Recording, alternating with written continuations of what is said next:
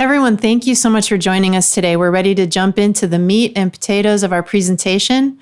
So before we jump into using a podcast to grow your business and drive more B2B leads, I want to provide some context, and I'm going to start by explaining SEO. So what is SEO? SEO is an acronym that stands for Search Engine Optimization. And search engine optimization is a practice that marketers use to just make your website more visible with Google searches. Google or SEO, is not Google Ads. That is a separate tactic and would involve a different set of strategies to put your company in position where ads are running through Google. SEO is an organic practice that does not involve an ad spend. And we're going to talk to you about how you can get your podcast to help improve your SEO. So first of all, how does SEO help? We're showing here some search engine results from a search that is done for Blair Parker Attorney. And you can see that there is a full page of results that drives people back to her website. So really the key here is the more visible your website is for your important industry keywords, and that would include your own company name or your own product names, the greater the chances that your audience finds you when they're looking for information or searching for solutions on Google. So now you're probably thinking, well, what makes me show up on that first page? What drives keyword rankings? There are 4 key components. And while Google updates their software and their algorithm all the time, pretty much on a weekly basis, there are these 4 pillars that never change over time. So number 1 is having a healthy website. That would mean that it's fast, it has a great user experience, you've followed best practices that Google publishes about targeting keywords on your website. The second one is that you have a strong link profile. And the analogy I like to use here is just like in real life when you're trying to build your own reputation with other people in your industry, you want references. You want other people who are important and credible to say that you hold value and that you're a credible person in the industry. Your website needs that also. And a strong link profile shows other websites that points back to your website for resource information. A third area is authenticity. So while over the years, a lot of companies and SEOs have built tricks to move people up to the top of Google rankings, those are not long-term sustainable strategies. They might get you some quick wins, but ultimately Google discovers those tricks and shortcuts that you're taking and ends up penalizing your website and possibly even delisting your website, which is really the worst thing that could happen to your website. So you want to make sure you're staying authentic and you're following accepted practices that Google says and publishes that are acceptable. And then the fourth is the area that I'm going to end on because it relates right back to podcasts. And that is making sure that your website always stays consistently fresh with new content. And that leads us into the concept of content marketing. Content marketing is a key SEO tactic, and it involves the creation and distribution of content. So anyone who has read marketing books or studied digital marketing or has, talked to others in the industry about online marketing knows that there are really so many different avenues available to you. And so you want to be really selective about which avenues you choose and making sure that you're creating and distributing content in the most efficient way possible. So we follow a really tried and true strategy for our clients, and that involves the steps that I have outlined on this slide. So the first thing that we do is we map out a buyer's journey, and I'm going to go into more detail about what that involves on the next slide. After we figure out the buyer's journey, we do keyword research.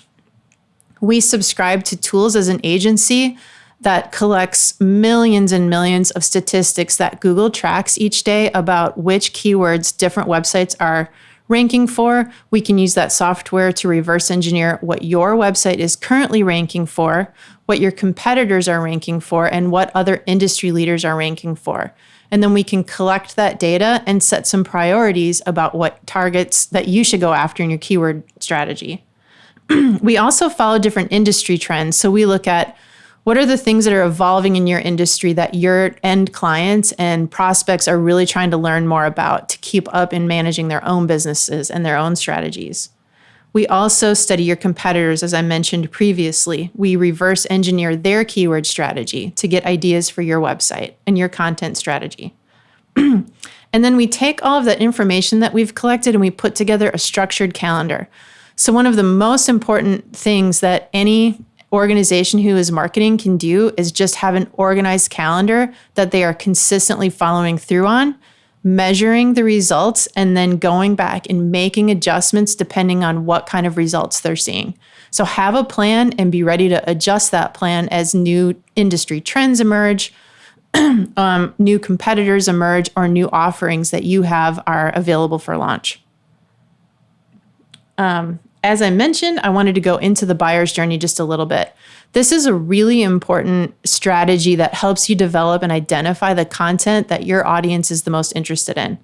So the buyer's journey really is split into 4 different phases. So if you think about each of the individuals that you're selling your products and your solutions to, and just take one user as a starting point, and think about the different things that they're thinking about as they move through a decision-making process. This buyer's journey structure helps you to identify that and then document it in a helpful way that helps you really pinpoint the things that are going to be the most important for you to target on keywords and content ideas. So for example, the first stage is awareness.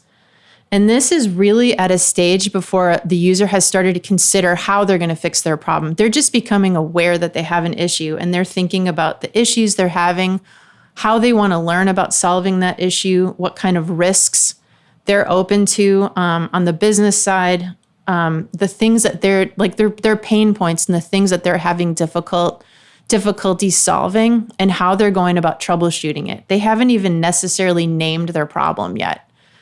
Once they've been able to identify the actual problem that they're experiencing, now they can start to consider how to fix that problem.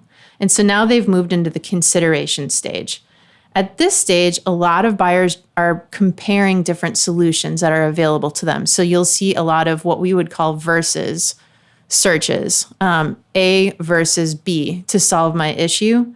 And you want to make sure you have content that helps them answer those questions and do those side-by-side comparisons. Once they've moved through the consideration stage, they're into decision. Now they've got all of their options in front of them, and you want to have content that makes it easy for them and obvious for them how to select your product or your service as the answer. So they're looking for very specific information about solutions, your services, information about your brand, the credibility that you would have, testimonials, case studies. That kind of content is really helpful in getting someone to make a final decision about selecting your company as their solution. And then what you want to do is make sure that you've created an additional experience for them that we call success. And in the success stage, this prospect has now become a client of yours, and you want them to re-experience success working with you and either upgrade their solution, add on other portions of services that you offer, or just renew their services with you. And you want them to feel like they've found this great productive solution. And it's really important that you have content from awareness, consideration, decision, all the way through to success. It's really common that we see a lot of companies that just want to dive right into the decision phase because that represents the event of revenue coming into your company. But if you're going with a message or content that is always asking someone to make a final decision before you've really built trust and educated them about your products and services, you'll often find that it actually turns them off and they move away from your company as a solution because you haven't done a good enough job of meeting all of their needs throughout that entire process. So hopefully you can tell by the amount of time I've just spent explaining the buyer's journey how absolutely critical that is to making a successful content strategy. So everything that I've just described, you would then repeat that process for every different user role or persona that you're selling to make sure that you're really understanding the unique needs of this group of people that you're asking to make a decision on choosing your company as the right solution for them. Here's just, really breaking that whole concept of the buyer's journey down into more detail.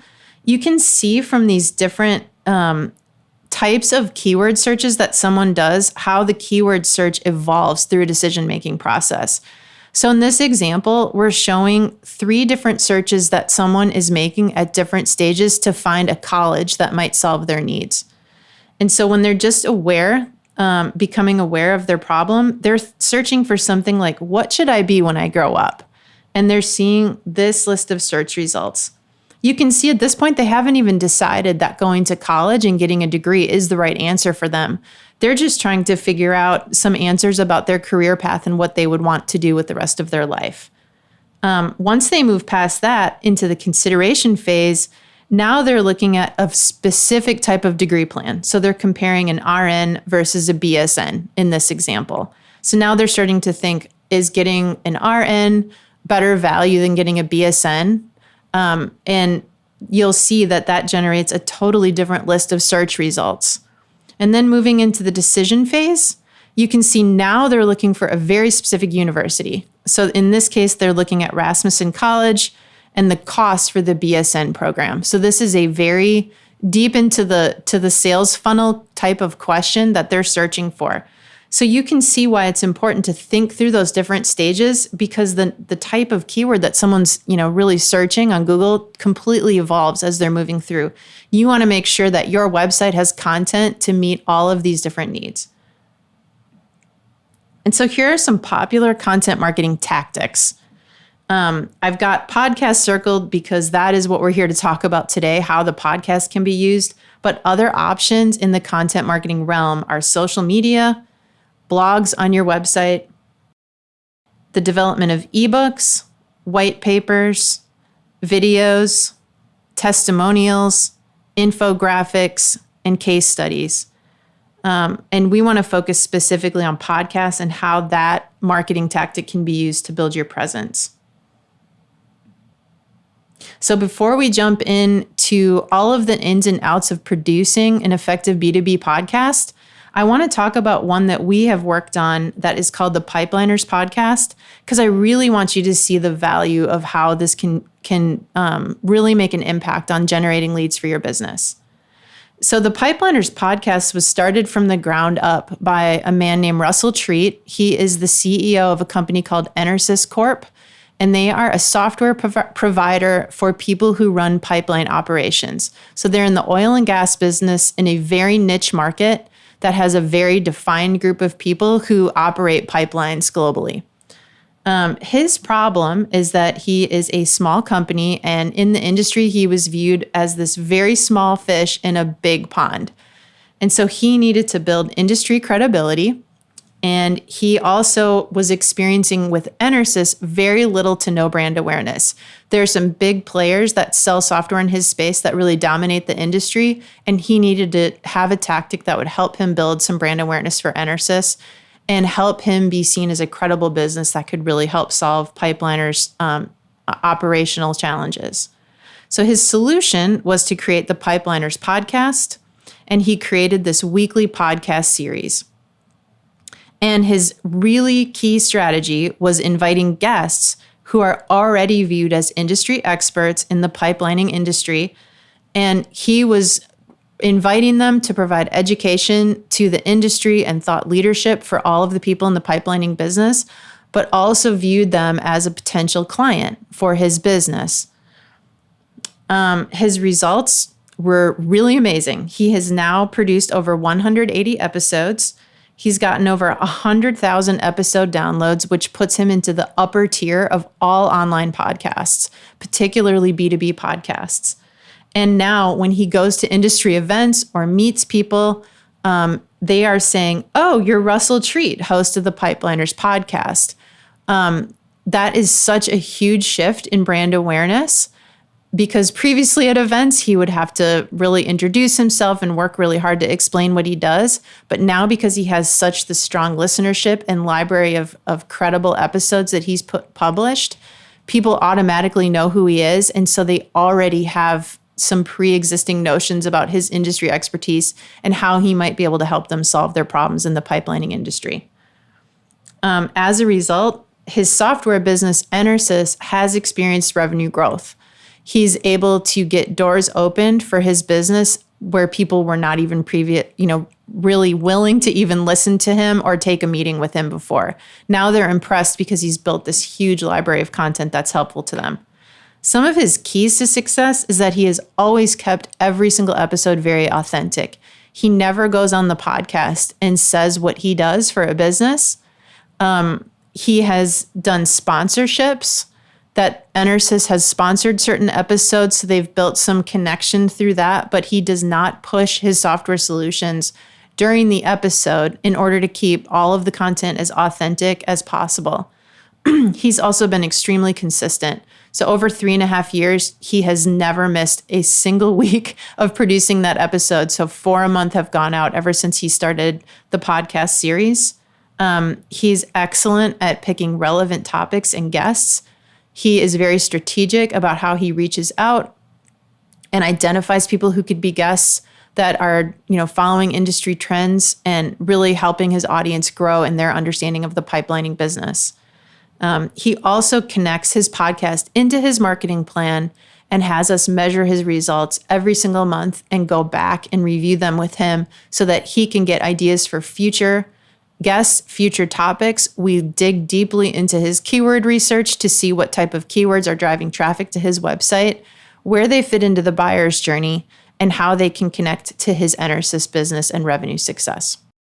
Okay, so we've covered the why. All of those reasons are why a podcast can be an effective lead generation strategy for a B2B business. Sarah is now going to go into the how to produce an effective B2B podcast.